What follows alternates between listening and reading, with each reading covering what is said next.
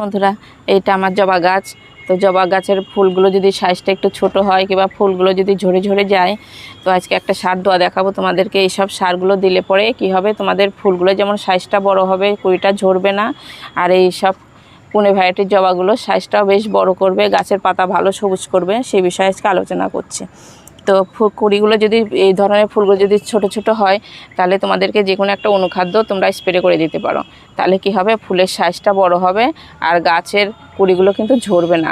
আর পাতাগুলো যে কোনো গাছে যদি দেখো যে প্রচুর পরিমাণে ফুল হচ্ছে, পাতাগুলো এই ধরনের ফ্যাকাশে হয়ে যাচ্ছে, ফুলের সাইজটা ছোট হচ্ছে, তাহলে তোমাদেরকে এসব গাছে একটু ম্যাগনেসিয়াম সালফেটটা স্প্রে করে যদি দিতে পারো, তাহলে কি হবে, গাছের পাতাগুলো গাঢ় সবুজ হবে আর সাইজটা বেশ বড় করবে। তবে এই গাছটাতেও তোমরা খাবার দিও, খাবারের অভাবেও কিন্তু এই ধরনের ছোট ছোট হয় পাতাগুলো। তো তোমরা গাছে অনুখাদ্য স্প্রে করে দিতে পারো, তার সঙ্গে একটু ম্যাগনেসিয়ামটাও গোড়াতে দিতে পারো, গাছেও স্প্রে করে দিতে পারো। তাহলে কী হবে, ফুলের সাইজগুলো বড় করবে আর গাছের পাতাটাও বেশ সুন্দর করবে।